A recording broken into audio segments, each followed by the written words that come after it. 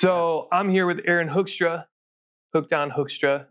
Dude, what's going on, man? What's happening? It's nice when you can roll in and talk to your broker like he's your friend, because he is.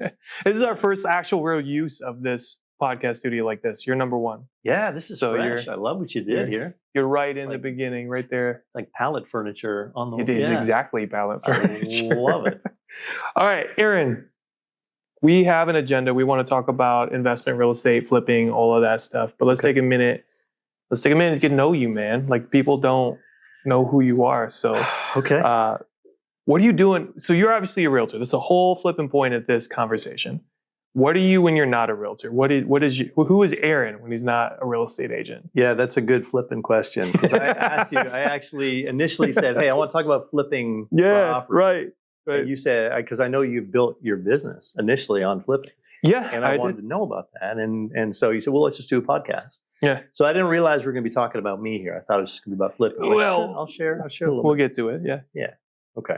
So who are you when you're not selling real estate? Oh, when I'm not selling real estate, I'm a dad. I'm a husband. I'm a dog owner. I'm a cat owner. I'm a hobby farmer. Yeah, we've got 32 chickens, I think, right now. Holy crap. We got a cat and 2 dogs, 2 mini dachshunds. We have 2 daughters, 9 and 11 years old. And I have a lovely wife who I'm not going to tell you her weight or her height. I mean, but she's amazing. She's a nurse, labor and delivery nurse at St. Mary's. Wow. That's a lot of things to keep alive. Oh boy. When you add in soccer and horseback riding and you just add in real estate and a couple other hobbies in there, it gets crazy. That's intense. Yeah. All right. So when you're making all your decisions in your business life, your personal life, all of that, what would you say is driving those decisions? What would you say keeps you moving in the direction that you want to go? Boy, well, that's really changed over the years, right? Like I have, when I graduated college, I was just like, what can I, who should I, I took a job and I went to Australia for a year, and I had like 8 jobs in Australia. I bartended on Fraser Island. I did a lot of different things. I really wanted an adventure, and I just kind of did a lot of things because I thought they were a good challenge.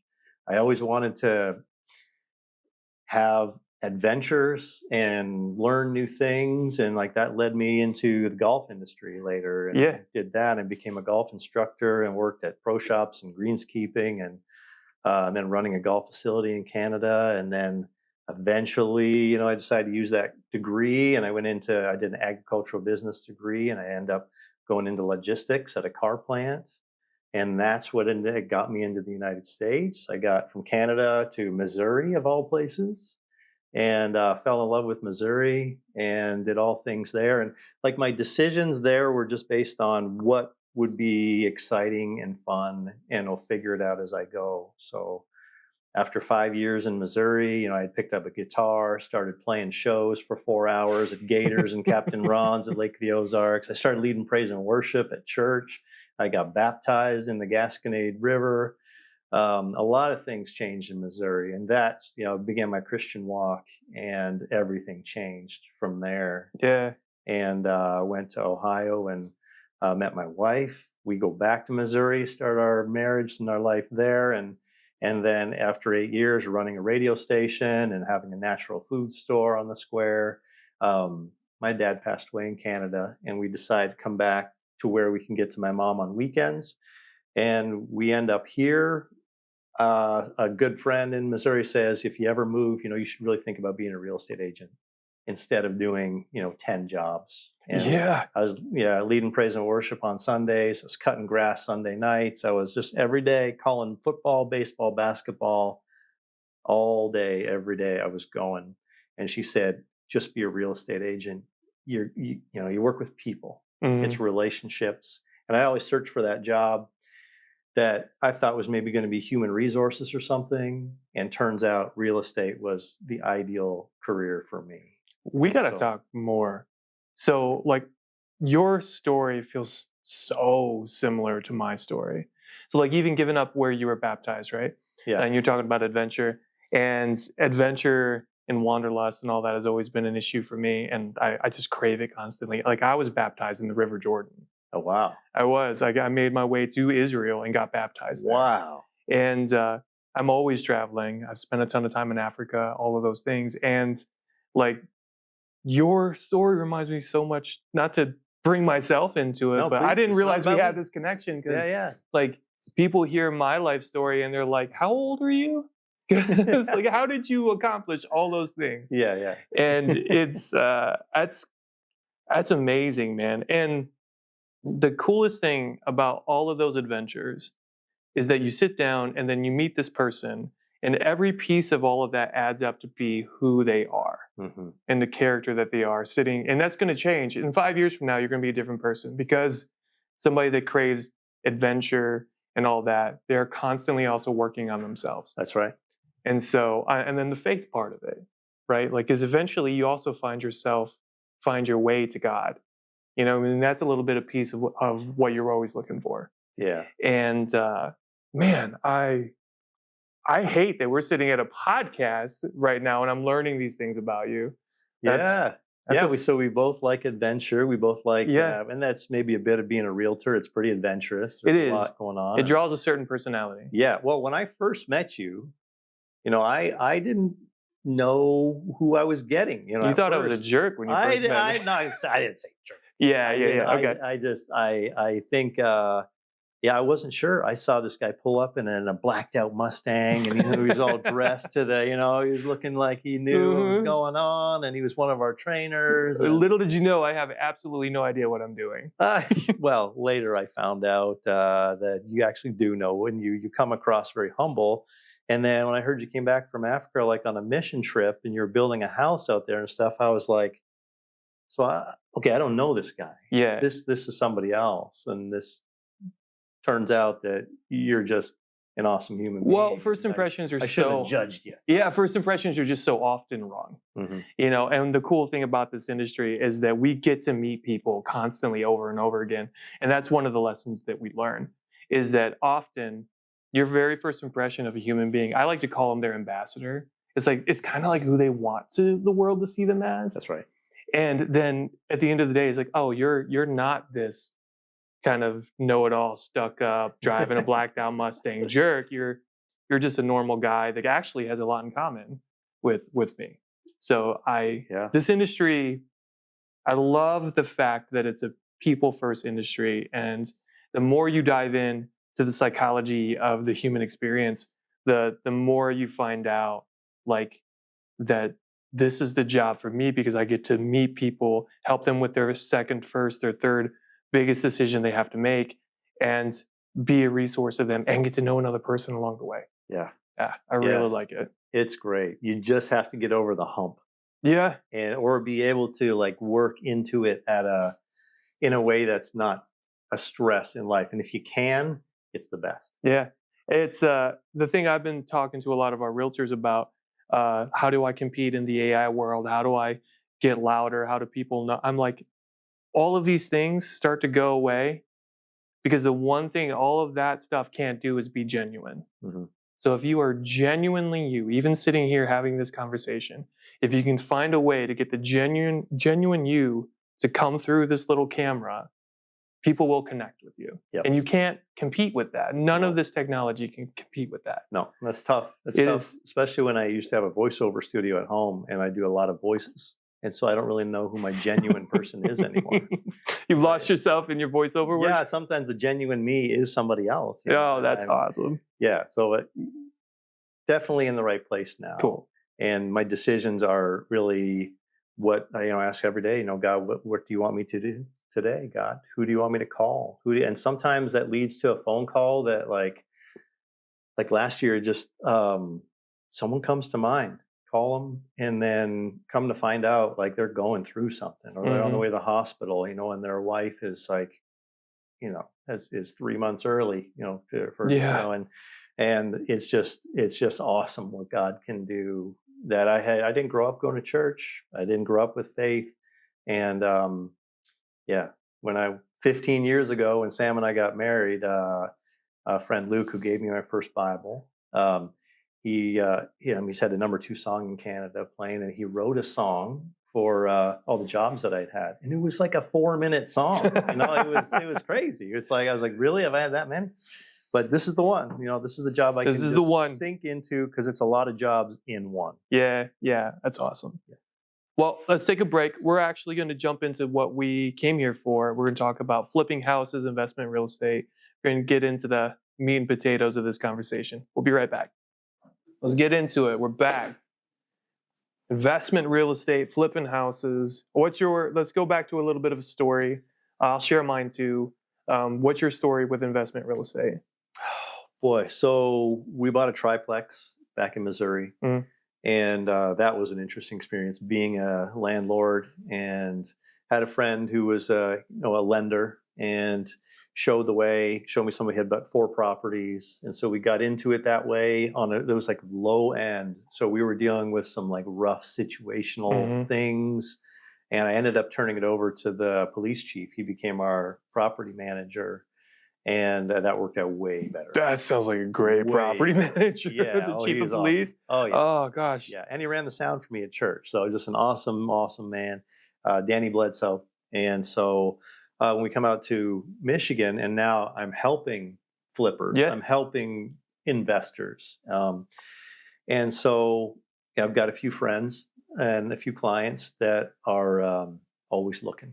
Yeah. And are full-time flipping. So I've seen a lot of properties, but when it came to, I was recently having a conversation with some friends and who are getting into flipping, and I felt like I didn't know, there were some more things surrounding it and more experienced things when it comes to being a successful investor, avoiding some of the things that can take you out or make it debilitating for a couple of years, how to get into it in a way to just make it as low stress as possible and grow at a healthy rate.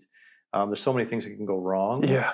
And it's like, what should we be looking for when you're looking at properties? What's going to guarantee or give the highest probability of the profit margin you need, and finding it at a price where you can be able to sell it and turn it around in a time frame.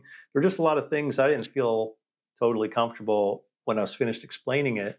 And I thought of you because you have so much more experience with the flipping and that. I know there's no just secret that you can just give everybody, but there are a lot of lessons learned. There's a lot of wisdom that I've gained. Yeah. So my story is I started a construction company when I was 16, and I was doing that's all I did. Drywall, framing, painting, roofs, all the things. And my crew grew to, I had 25 guys, and keeping work for all of them to constantly have so that they got 40 hours a week and they can take care of their people got hard. It was difficult. It was a lot of people. Even when I'm bidding out contracts all the time, there was downtimes or permits didn't come through, things like that. And so 5 guys is a lot. Yeah, 5 guys fills me up. Sorry, that was a food joke. It's bad. Jake, can you cut that one out of the podcast? Don't cut. All right. So anyway, 25 dudes, and I had this brilliant idea. I'd always wanted to get into investment real estate, and so one of the issues in my construction company was the billing cycles. I had this massive contract that they took a year to pay me, and we were still working for them the whole time. So I got this massive check, right, at the end of 1 year of all the work that we'd done for a year, and we'd done a lot. And I'm like, okay, what do I do? So I bought an investment property. And the point was, I don't really care if I make money on it. I want my guys to go work here when they're down so they can keep their hours. I was caring about people first. And I made a good return on my investment, and I got lucky. One of the things that I've learned, a little nugget of wisdom, is you don't make money when you sell, you make money when you buy. That's how you get into flipping real estate. And you have to buy right. And so I've had a few that I didn't make any money, and then I started figuring out my system and what I wanted to do. And that's where I landed. I always had something the guys could go work on when our jobs were down or something. And then I had some personal issues in life, went through a divorce, all of that. And I needed a career change. Construction was killing my body, the stress of all of it. And because I'd been flipping these houses, I was like, I keep paying this one guy 6% of my money to go sell these houses for me. So I went down that road, got my license, and then I continued to flip on my own. And then I continued to work with other investors. So I've done the Wayne County tax auctions. I've done Washtenaw County Sheriff's auctions for properties. Um, and along the way, I have found some things that I could give some advice on how to do this the right way. Yeah. So What- after that, yeah, what's a question that you have? Not that I'm all knowing, but Yeah, I think we're most curious on what went wrong in those first few. Like I on the did- ones where you didn't make money, what happened? I didn't hire an inspector. I thought because I knew what I was doing that I would get in there, I would walk the house, and then I would, like make my yes and no's and check boxes. And I learned along the way that a very, very good home inspector who you've made aware, I want every detail of this house, right? They're worth their weight in gold. I had one in the beginning, and then I thought everything was going fine, and then he had never scoped the main drain. He never even recommended scoping the main drain. So we flipped the house, we're working on it, and then they hire a home inspector who scopes the main drain, and the whole thing's collapsed about 110 feet out. And so $13,000 of my money later, right? And I just wouldn't have bought that house. That 13,000 would have pushed me over my, I didn't make a lot on that one. And that was just a camera that should have saved me 13,000. So a fantastic home inspector. And then I asked them too, like I have them come back again when I'm done with the flip, and inspect it again Before listing? before listing, so that because flippers have this reputation of like, oh, this is a flip house, so there's going to be cheap things done here. I didn't want that. So I had the inspector come through before I listed again too. Okay. And then found all the problems that he thought another home inspector might point out. Okay. So I guess that's okay because you already had the inspection done. So it's not like anything big's going to come up right. that you're now aware of that you have to deal with. Right. Okay. And again, just moving in integrity, some people like, well, I just don't want to know if there's something wrong because it might make it through. It's like, no, I want to know. I want to have a good reputation. I'm working in this community. I don't want to be the guy that, was accused of hiding mold behind drywall or something like that. I want to do this the right way because I want to do this for a long time. Right. So that was one of the biggest things was working with a good home inspector. Okay. Yeah. So I had clients last year who loved this house, older house. It had been flipped. It looked okay at first. We go back for the inspection, and when we get back there, I mean, there are birds coming out of the soffit. I don't know where these holes came from. You touch the banister and like ripped out of the wall, and it wasn't even put into studs. And then, I mean, there ended up being like the water wasn't shoved into the sink faucet properly. It came out when the water pressure came on, flooded the kitchen while we were there, and came down into the basement. And it's like all those little things to know when you have 25 guys, and you can't make it out every day to all the properties. Yeah. That can be some of these large operations where it's being flipped by a huge number of workers. Makes you... Well, and that's why the second inspection helps. Yeah. Because it protects you from that happening and you wouldn't even know. Right. Right. But when that reminds me of another thing is like when you're walking a house with a buyer that's looking to invest, if it has been flipped, if they didn't pay attention to the details of like driving that screw into a stud or putting in good wall anchors, if they didn't pay attention to the details of like, one of my favorite ones is caulking. If the caulk lines aren't clean, like they didn't just put their thumb in there and clean it up or, make it look nice. If that detail's not there, think about the detail that's not there when it comes to the insulation in the attic, or putting in some sort of chimney stack or any of the work that they might have done. Yep. Right? Like if they're cutting the visible details, right, they're cutting on the ones you're not going to see. They are. Yeah. So this one, they sealed the attic so you couldn't get in there. You don't. Yeah. All the hot and cold waters were reversed in the kitchen and bathrooms. As somebody that doesn't even know what they're doing. Yeah. So you're just waiting for a problem. Yep. With that one. And so, Yeah, on the actual, but then the other thing too about flipping, that a lot of people think that they have to rip and redo everything. That is not necessary.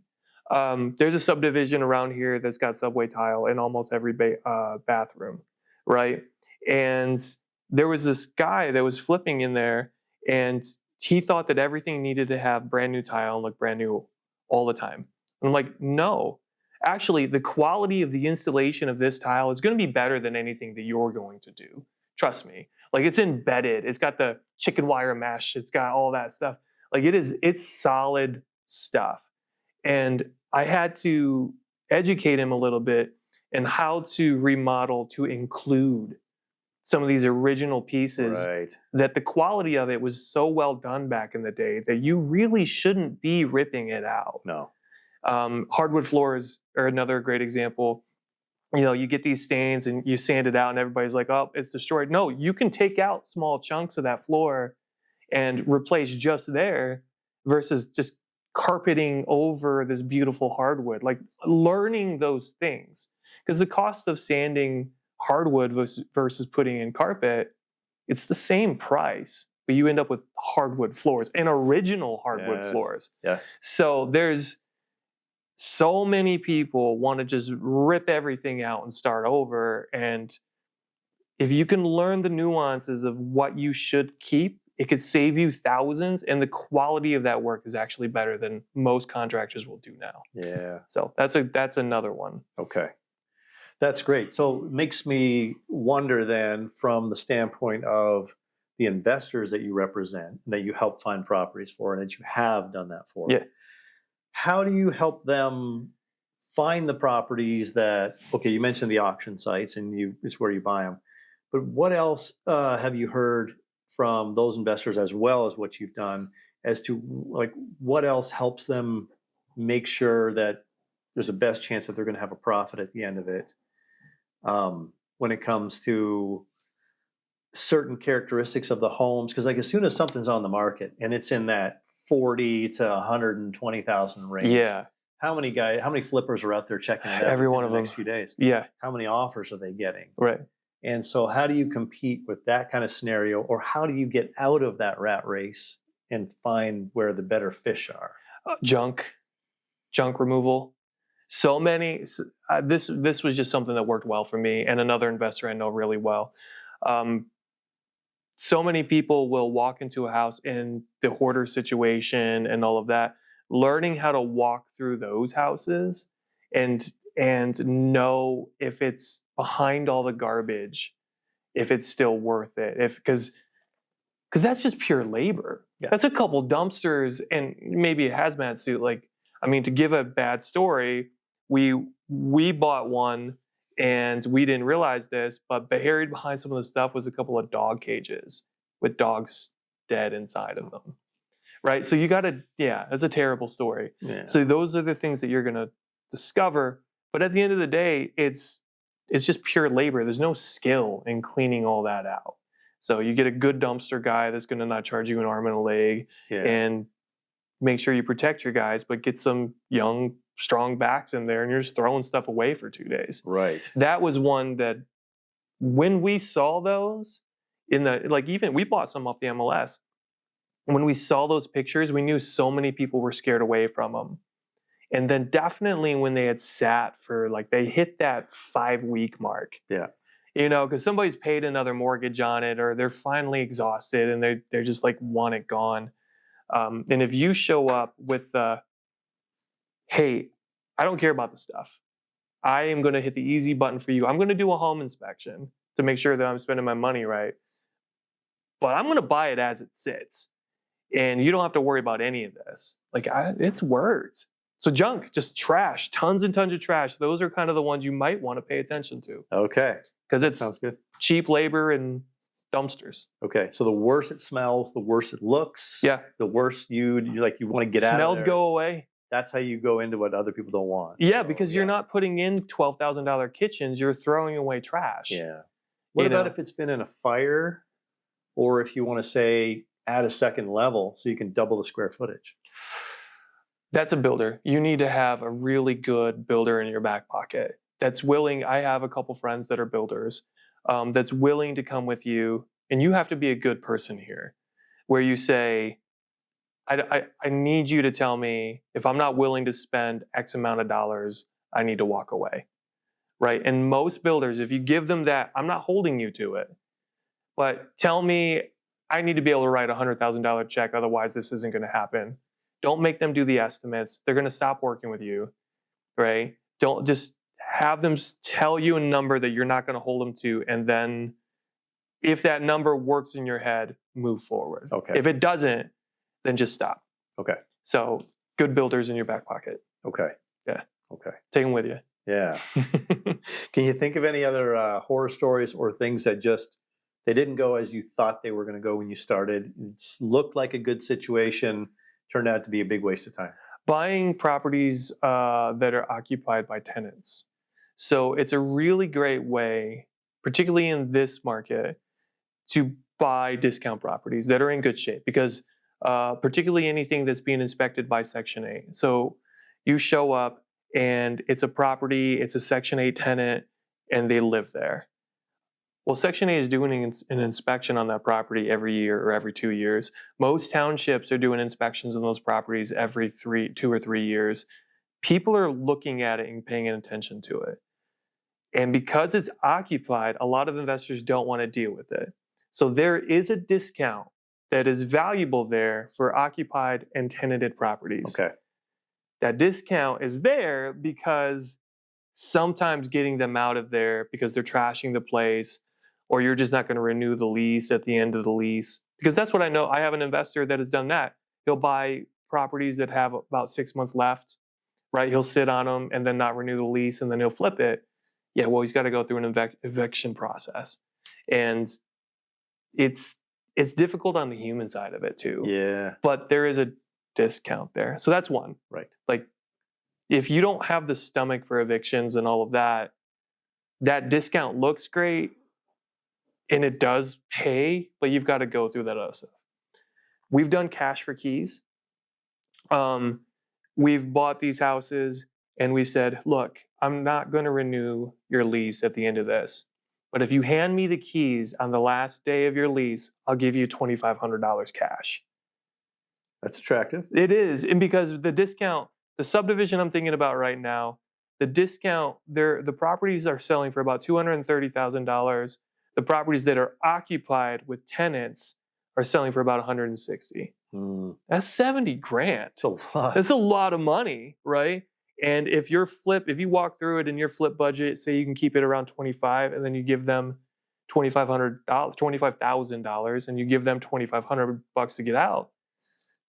That's a good return on investment. That's a no-brainer. It's a no-brainer, but the piece is the fight with that tenant. If they're willing to walk and keep it easy and simple. So I have found cash for keys works in that scenario. Not every time. I like that. But it's caring about the person. Right. Versus, because you don't have to renew that lease, but you're giving them a little bit of cash. So what have you found? What else have you found on the positive side like that just works well? It's just whenever you can find this situation, you jump on it. Honestly, the ones that have made me the most amount of money is vacant tax foreclosures. Because tax foreclosure supersedes anything else on the deed. Like if there's a mortgage on it, taxes beat out mortgages. It's in the first position in the hierarchy of your deeds. And the Wayne County tax auction is one of the largest tax auctions in the United States, and it's got a lot of negativity behind it because people lose their homes, right? They're getting kicked out. But if you can find the ones that are already empty, the thing is you don't get to walk them. Yeah, you don't get to get inside. So you've got to do the best snooping that you can and get it at such a discounted rate that it's worth it no matter what. But vacant tax foreclosed homes, for me, has been the best investments I've done. Okay. Outside of Detroit, where would you look? Or if you were, where do you think some of the best areas are in Livingston County or Oakland for flipping? So for flipping, right? Yeah. So one of the things that I do a lot of rentals. My investors buy them to rent and not flip, but they flip it to get it ready to rent, right? And then they'll do once they've done the flip, they'll do a refi, get their cash out. Then the tenant is basically paying for their mortgage, but they've got their cash. So I don't actually have the best answer for you on where to flip. The thing that I was going to say is millage rates and rental average rents in the area are the biggest things, because a lot of people don't think about the uncapped, the non-homestead taxes when they start renting out a property, because they're buying it usually on a homesteaded tax rate, and then that becomes uncapped, and then it's 30% higher because it's a non-homestead. That's a good point. So one of the subdivisions we heavily invest in, we're pulling out of it a little bit because the values have gone up so much and the rents haven't increased enough. The rents are, for these $200,000 homes, they're averaging $1,800 a month. Decent rent for value, particularly when you're buying them for cheaper because you're flipping them. But the $1,800 a month gets eaten away pretty quickly when the taxes are $700 a month. Yeah. And so a lot of these, here's a piece of advice. A lot of these 2009 heavily affected areas where you can buy houses for $60,000 to $200,000, their millages are high because the city wasn't getting any money from those areas to keep the streets up, keep the sewers going. But now that they are selling for $200,000, they haven't changed the millages. Oh. Yeah, and so the non-homestead taxes will push investors right out of those subdivisions. Okay. So I don't have a good answer on flip and sell. I think I have a good one for people that want to flip and rent. Okay. One other thing that I want to warn people about: sheriff's auctions are awesome. I have bought these are when somebody doesn't pay their mortgage in the state of Michigan. It goes to a sheriff's auction, and anybody and their brother can show up and basically pay that mortgage off and then bid against other people. So it's usually $1 over what the mortgage is or something like that. What a lot of people don't know is that some mortgages are not in the first lien position. Okay. I did that once. I bought a second lien position mortgage at a sheriff's auction, and I went through it to be able to, I had to pay off the first mortgage still. Yeah, it was worth it.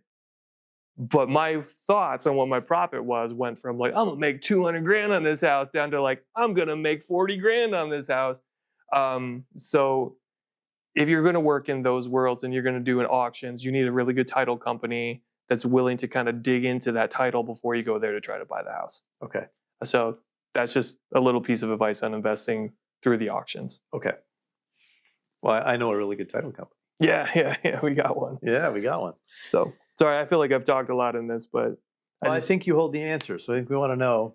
Yeah, I've got burned. Yeah. So yeah, and that's what we want to avoid. If we can avoid that, we stay alive and we can keep doing it. And like you said, you found a way to keep your workers busy and making profit enough for their families.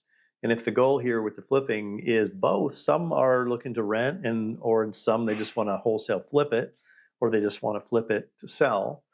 You can have a hybrid approach as well, depending on your capital. And then, the rental income too. Okay, so like open-ended, just what comes to mind when you think about, boy, I wish I had known this, or like just this is really important that I think you need to know when you're going into it and you're becoming a flipper, or you're an agent who's starting to work with investors?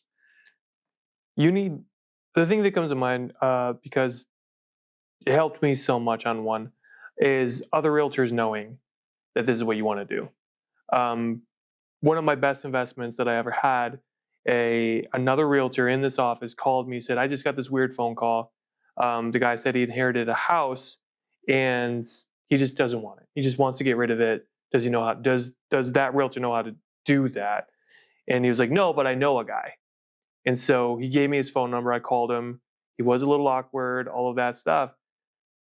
But I went and met him at the house, and it was in rough shape, right? But I know I've told you to do inspections and all these things, but I looked at him and I was like, I'll give you $40,000 cash for this house, right? Right 'Cause now. even if it's a sewer line, you still have Even problems. it was one of those situations like at $40,000, like because it didn't seem like the guy wanted to do any of those things, and this is where being in sales, you read the people because the guy did seem like I just don't want it, you know, and I probably could have offered him less and still got the house, but that 40,000, I looked at him and said, "I'll give you $40,000 now for it, um, if you want to sell it to me for that." And he said, "Yeah." So we met at a closing table. We got it to the title company. We met at a closing table like 9 days later or something. He got his money, and it's one of the best investments I've ever made in real estate flipping. And that came from other people in the industry knowing that this is what I'm doing because realtors get these phone calls. It happens. And if you're the person in top of mind for that realtor that is like, oh, you know what? I bet you Arin would love this opportunity. I mean, it's those things will happen to you in this industry. Okay. So being loud about you want to do investment real estate, you work with investors, other realtors will send people your way. Okay. So yeah, even among your peers, make sure it's known. Yeah, Yeah. yeah, for sure. Make Okay. sure they know what it is that you're working on and want to specialize in. Okay. So it's just really important. Realtors are out there in the community all the time. They hear things and these opportunities pop up. Yes. So Yeah. Yeah. Well, I just think that investing, flipping, it's an essential, like one of the pillars or one of the main areas to make sure that it's part of your wheelhouse or it's something you know a lot about yeah, because it's such a dangerous area too if it's not done right. yeah. And you're going to be able to work with a lot of investors over time, and there are plenty of them out there right now. There's a lot of them out there right now. And so I love that you're getting into it, man. I want to be a resource for you. I want to help you along the way. If I ever get those phone calls, because I'm not buying right now, so if I ever get those phone calls, like now I know, like I'm going to see if Arin wants this. So where just this conversation has started you down the path of hopefully getting those leads and growing that side of your company. All right. Well, we're going to take a quick break and move on to the next section of this podcast. So we'll be right back. All right, you ready for this big one? No, but yeah, let's do it. All right. So, according to some realtor.com stats, lately, some of the clients we have been a little unhappy with their real estate agents. Like they haven't been happy with the process. Working with investors, you have to keep them on the hook, Hoekstra, to keep them coming back for more. What are you doing to make sure that you stay top of mind with your investors, with your non-investor clients? Like, teach us a little bit about what it is that you're putting out there to stay top of mind with your client base. Yeah, that's a good question because it can become a little overwhelming at certain times of the year. Mhm. And when you do work with, a couple hundred families, it's really important to have a system or some way of staying on top of it the best you can. And sometimes you just can't. And it took me a bit to realize at first that I needed to have a great organizational system to be able to do that.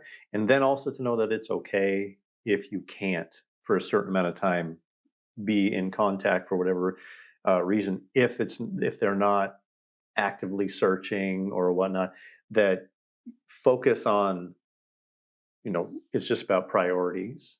That was important. But if we're talking about your sphere, we're talking about how do you make sure that anyone in your sphere who might be interested, who is, or if we're talking about your transactions that are on the go, or all of your clients that are currently looking, Yeah. and it might take 6 months, but they're looking.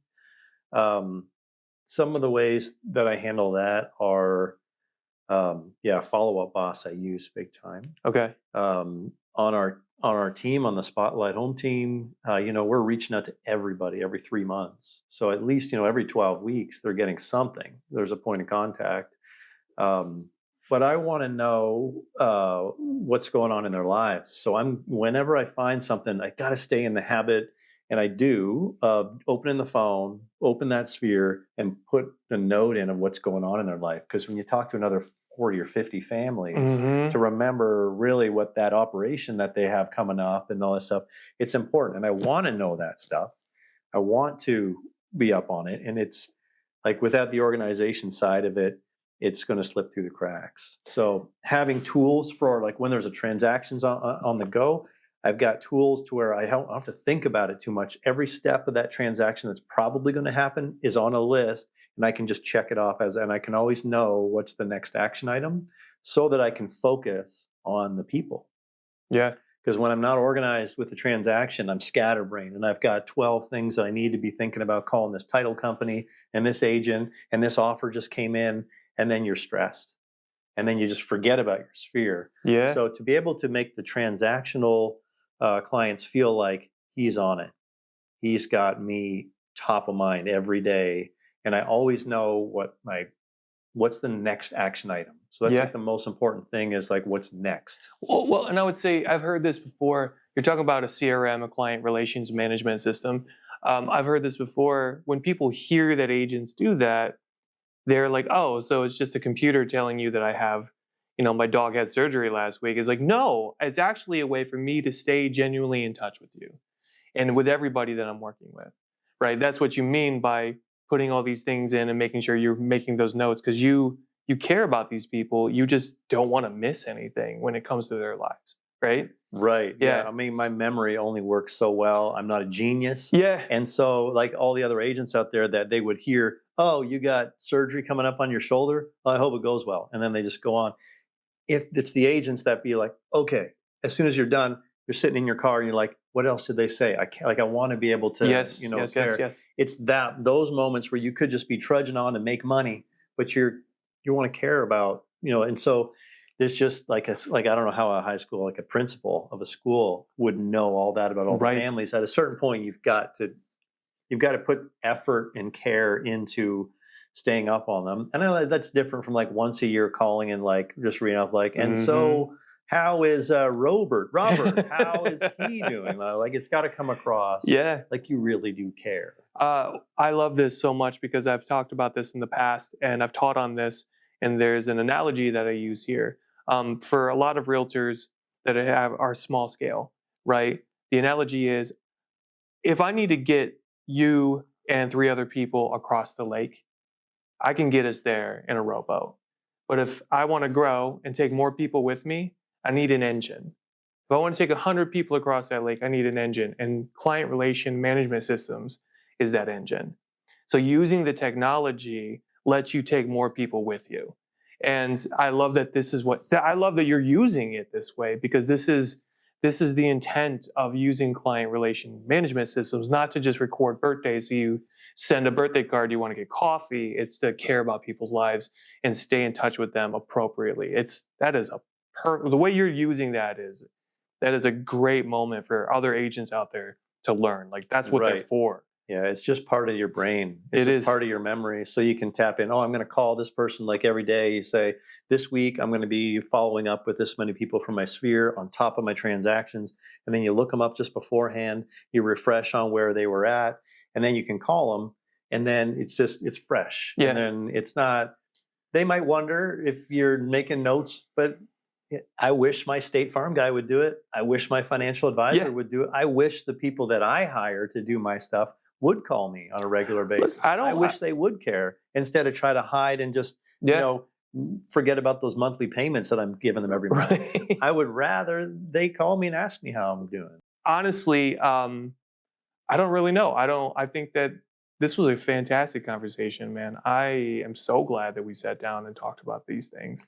Yeah. I've gotten to know you, and you've given some really good advice on how to use CRMs and the conversation about investment, real estate, and flipping. I feel like people could learn a lot from that. Yeah. And I feel like having come to Remax Platinum here in particular and join the Spotlight Home team and work for you and at this brokerage, I think one of the best things about coming to work is like it's so important who you work with, who you work for. I know I'm working for my clients, but I'm also working with you and for you and representing this brokerage.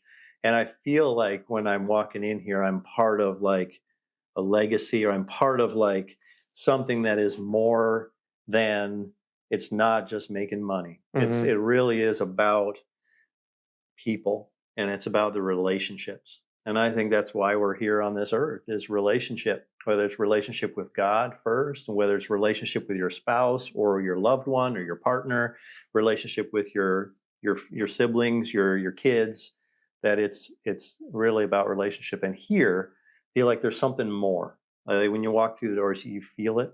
Yeah. And I really enjoy that part of it. So like, I don't know how you created that culture here and what you've done, but Lots of drugs. yeah, probably. Probably. But that's a big part of it. And so it makes me think about what do I want to add to that, or how do I Yeah. want to be a part of that? Well, it's agents like you know, coming in the door, being here, having fun, being goofy, doing your silly accents, and being always down to shoot a fun video, all of that. I mean, it makes it easy to build a culture. Yeah, So. big time. And my daughter's here quite a bit now. She's homeschooling, so whenever She was doing homeschool work next to me the other day. I thought it was so cool. She sat down. I'm working at the communal desk. She came up, she sat down, she put her headphones on and just started doing her homework. And I was like, this is awesome. I didn't say anything to her because I didn't want to distract her, but it was like, this is so cool that this is the way this office operates. yeah, So yeah, it meant a lot. she had some good one-liners. She was going back. She and was forth going back and between forth. you and Autumn there. Yeah, she was. She had some good liners. She's funny. Your kid's hilarious, man. Yeah, so that's my legacy. Hopefully, is that I'm passing on the passion and just the experience that this industry can provide. You know, when I was graduating in 1998, you know, I was like, what do I do now? Mm-hmm. And I thought human resource might be a good way to go, but that's like just 70%, 80% paperwork and policies and regulations. And this is a lot of rules and regulations too, but it's so much more of like people. Sometimes you're a counselor, sometimes you are a coach, sometimes you're just a motivator, sometimes you're just an ear to listen well and just be a psychologist, or sometimes you're just there to and then you're so many different things. When you're a great realtor, you have to be able to read and listen and watch, like, what do you need today? How can I provide that? How can I never give an answer I'm not 100% sure Right. on? How can I keep you confident that I'm the expert and I'm going to get the answers because I have experts around me? And how can I, do all those things? That's what I love about it. And so when I see my daughter excited about the possibilities of being a realtor one day, you know, I love that. And hopefully, I don't know, as far as legacy, how else you can pass it on than just doing what you're doing, which is you're bringing up the next generation, attracting them with silly videos. Yeah, but when they get here, they find out it's a whole lot more than just a bunch of silliness. It is, yeah. It's serious with, you know, staying childlike and having fun as you get a real job done. That's important. It's a real job where you get to make goofy videos. That's the best. It's the best, man. Yeah, that's why we love it. It's great. So, Arin, this has been fantastic. I am so glad you sat down and had this conversation with me, man. My pleasure. Thanks for all the great info. Cool. Appreciate it. All right. See you guys next time.